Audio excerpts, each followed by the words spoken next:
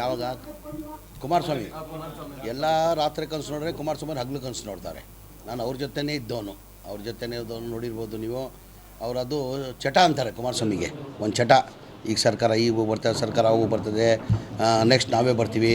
13ರಲ್ಲಿ 8ಅಲ್ಲಿ ಬರ್ತೀವಿ ಅಂತ ಹೇಳಿದ್ರು, 8ಅಲ್ಲಿ ಬಂದಿಲ್ಲ. ಆಮೇಲೆ 13ರಲ್ಲಿ ಬರ್ತೀನಿ ಅಂದರು, 13ರಲ್ಲಿ ಬಂದಿಲ್ಲ. 18ಅಲ್ಲಿ ಬರ್ತೀನಿ ಅಂದರು, 18ಅಲ್ಲಿ ಬಂದಿಲ್ಲ. 23ರಲ್ಲಿ ಬರ್ತೀವಿ ಅಂದರು, 23ಕ್ಕೆ 19ಕ್ಕೆ ಬಂದು ನಿಂತ್ಕೊಂಡ್ರು. ಸಿದ್ದರಾಮಯ್ಯ ಇರುವಾಗ ಜನತಾದಳ ಪಕ್ಷ 59 ಸೀಟ್ ಗೆದ್ದಿದ್ದು. ಎಷ್ಟು? 59 ಸೀಟ್. 2004 ಚುನಾವಣೆಯಲ್ಲಿ 59 ಸೀಟ್ ಗೆದ್ದಿದ್ದರು. ದೇವೇಗೌಡರು ಹಾಗೂ ಸಿದ್ದರಾಮಯ್ಯ ನೇತೃತ್ವದಲ್ಲಿ ಚುನಾವಣೆ ಮಾಡಿದ್ದು 59 ಸೀಟ್ ಗೆದ್ದಿದ್ದು. ರೀಚ್ ಆಗೋಕ್ಕಾಗಲಿಲ್ಲ ಕುಮಾರಸ್ವಾಮಿಯು.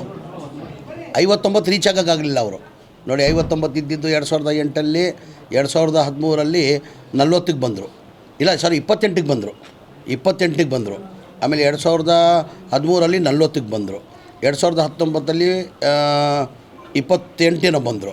ಈಗ ಮೊನ್ನೆ ಚುನಾವಣೆಯಲ್ಲಿ 19 ಬಂದರು. 2023 ಚುನಾವಣೆ ಮುಂಚೆ ಏನು ಹೇಳ್ತಾಯಿದ್ರು? ಬರೆದಿಕ್ಕೊಳ್ಳಿ ಬಾಂಡ್ ಪೇಪರಲ್ಲಿ, ಮಾಧ್ಯಮದಲ್ಲಿ, ನಮ್ಮದೇ ಸರ್ಕಾರ, ನಾವೇ ಮಾಡ್ತೀವಿ ಸರ್ಕಾರ ರಚನೆ ಅಂತ ಹೇಳಿದ್ರು. ಅದು ಕುಮಾರಸ್ವಾಮಿಗೆ ಆ ಚಟ. ಎಲ್ಲ ರಾತ್ರಿ ಕನಸು ನೋಡ್ರೆ ಕುಮಾರಸ್ವಾಮಿಯವರು ಹಗಲು ಕನಸು ನೋಡ್ತಾವ್ರೆ.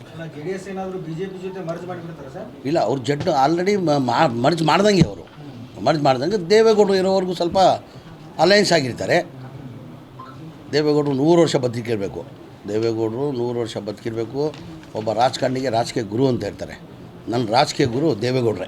ಒಬ್ಬ ರಾಜಕಾರಣಿಗೆ ಯಾರನ್ನ ಇರಲಿ, ಈ ಎತ್ತರದಲ್ಲಿ ಬೆಳಿಬೇಕಾದ್ರೆ ರಾಜಕಾರಣಿಗೆ ಒಬ್ಬ ರಾಜಕೀಯ ಗುರು ಇರ್ತಾರೆ.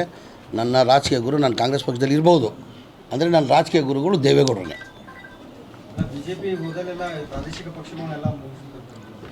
ಮುಂದೆ ಈಗ ನಾವು ಹೇಳಿದ ಉಪಯೋಗ ಇಲ್ಲಲ್ಲ. ಈಗ ಅವ್ರಿಗೆ ಆಮೇಲೆ ಗೊತ್ತಾಗ್ತದೆ BJP ಏನಂತ, ಆಮೇಲೆ ಗೊತ್ತಾಗ್ತದೆ.